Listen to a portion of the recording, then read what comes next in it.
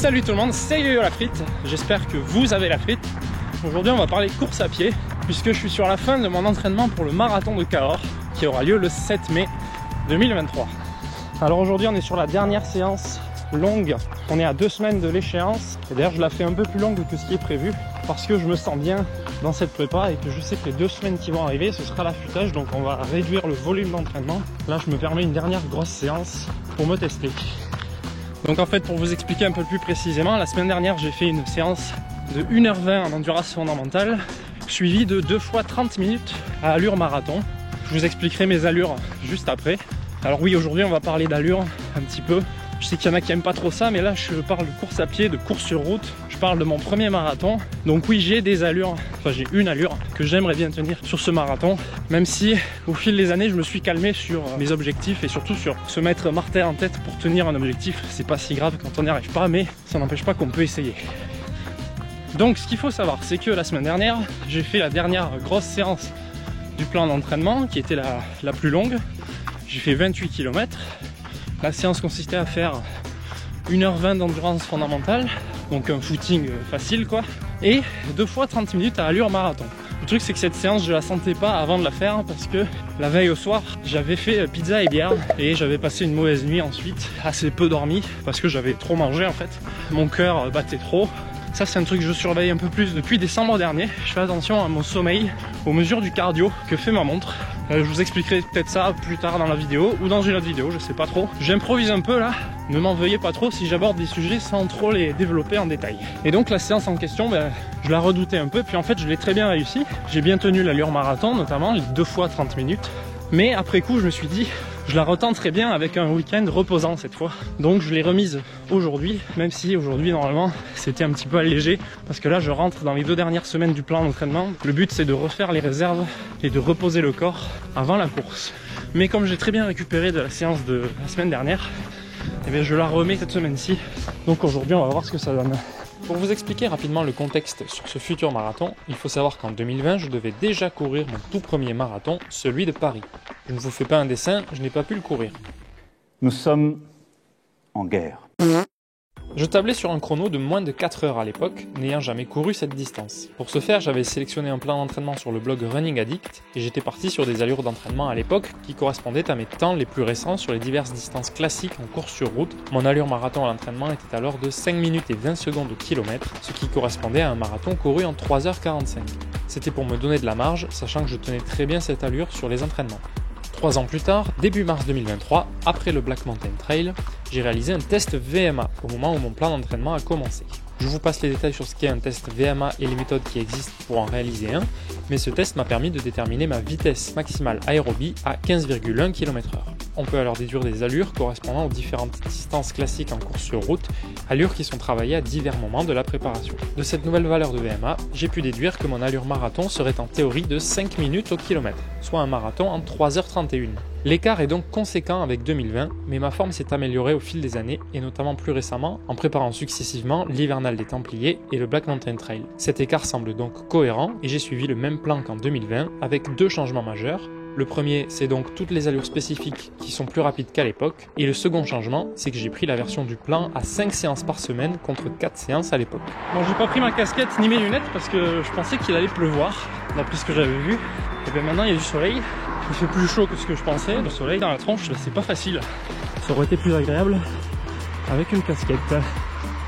Alors je profite aussi de la séance d'aujourd'hui où il y a des allures marathon un petit peu longues, une demi-heure, pour faire 2 choses que je n'ai pas fait la semaine dernière. C'est le sac de trail et mettre du dénivelé dans la séance. Le sac de trail, ce n'est pas une certitude, mais j'ai préféré tester mon ressenti sur l'allure marathon en le portant, car peut-être que je le porterai le jour de la course, selon comment je m'organise.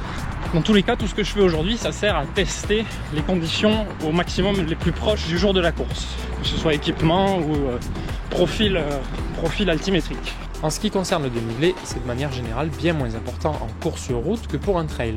Mais le marathon de Cahors va tout de même comporter 340 à 390 mètres de dénivelé. C'est pas bien clair à ce sujet, mais une chose est sûre, la valeur n'est pas négligeable. Répartis sur 42 km, ce ne sont pas des grosses ascensions qui m'attendent, mais il faut quand même prendre en compte que ça va jouer un rôle sur la fatigue physique avec un effort intense qui devra être maintenu pendant près de 4 heures. J'essaie donc d'intégrer quelques pentes légères dans la séance, de quelques pourcents à peine, que ce soit en positif ou en négatif, car ça tapera dans certains muscles de la jambe et ça ne sera pas négligeable à la longue.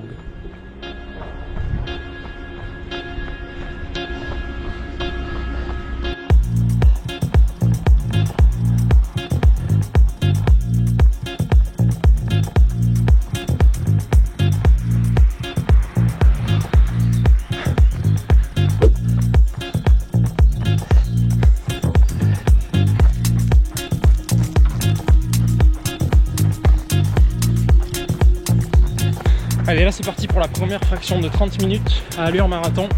Donc mon allure marathon c'est 5 minutes au kilomètre normalement.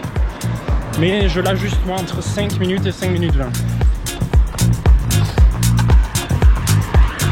Je m'autorise une marge, surtout que 5 minutes c'est une nouveauté pour moi comme allure marathon d'entraînement. Avant j'étais plus sur 5,20 ou 5,40 il y a 3 ans. Puisque de toute façon l'objectif cette année c'est de faire moins de 4 heures sur ce marathon et je serai déjà très content. Donc 5 minutes c'est largement assez.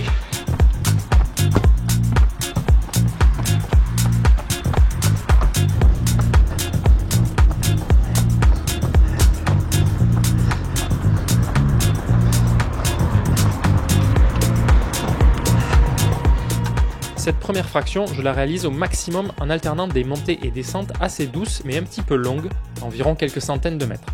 Ça permet de gérer des conditions d'allure et de cardio variables, en plus de taper dans les jambes différemment.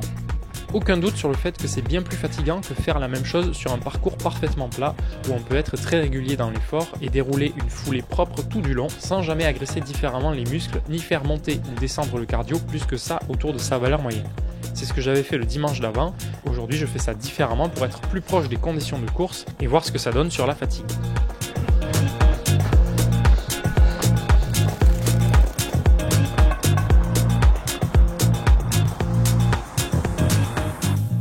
La première répétition de 30 minutes est terminée, avec une allure moyenne de 5 minutes 07 au kilomètre. L'allure a parfaitement été tenue. Maintenant, 5 minutes de récupération, j'en profite pour manger un bout et boire un peu. Pendant la récup, on redescend en endurance fondamentale, donc le cardio doit rester à des valeurs assez basses. C'est reparti pour l'allure marathon, deuxième fraction, 30 minutes d'effort. Celle-là, je vais la courir davantage sur du plat, même s'il y aura quelques petites pentes. Je me dis que ça va être une formalité après la première fraction qui avait intégré environ 50 mètres de dénivelé. Eh bien, pas forcément.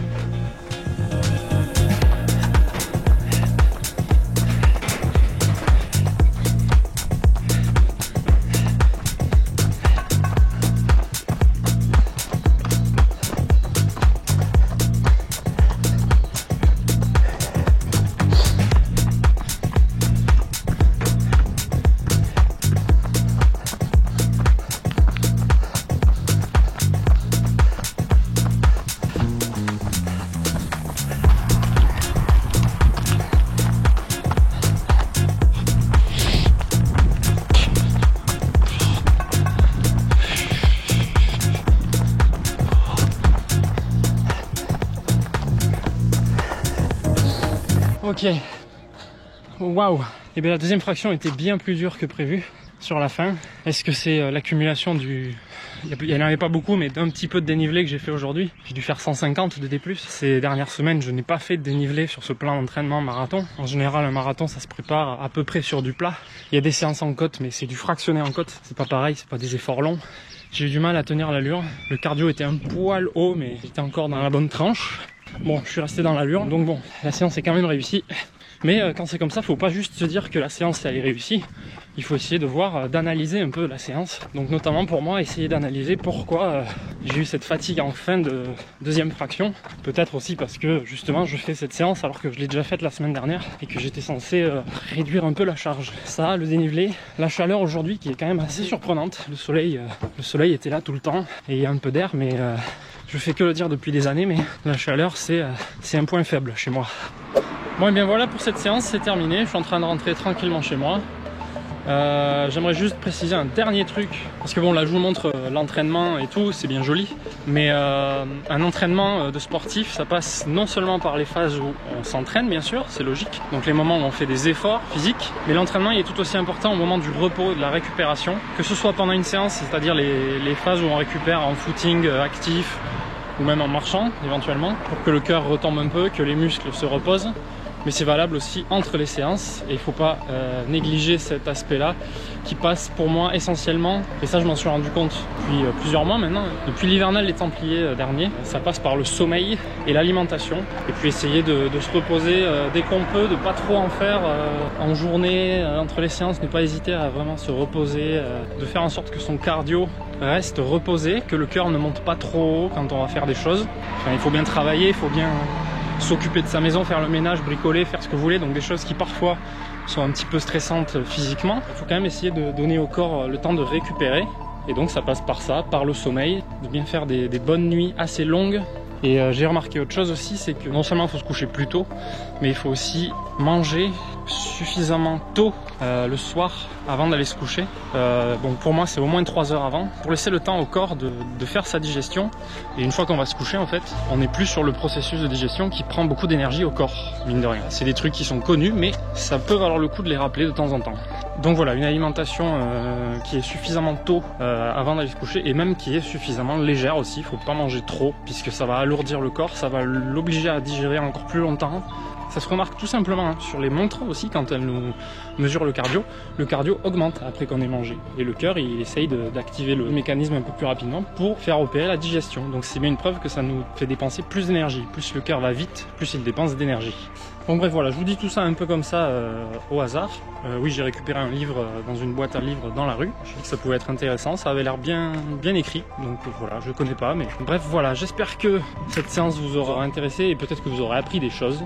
Maintenant pour moi, c'est les 2 semaines d'affûtage qui commencent avant la course. Donc là, le but c'est d'en faire de moins en moins tout en maintenant la machine en marche. Donc il y a des petites séances à faire par-ci par-là, mais beaucoup moins intenses, beaucoup moins longues, beaucoup moins exigeantes que ce que j'ai pu faire ces 7 premières semaines d'entraînement. 7 semaines parce que tout simplement, normalement c'est un peu plus long une prépa marathon, mais je le rappelle pour ceux qui n'auraient pas tout suivi, il y a 7 semaines j'étais sur le Black Mountain Trail, donc j'ai commencé ma prépa marathon juste après ce trail. Donc ça c'était il y a 7 semaines.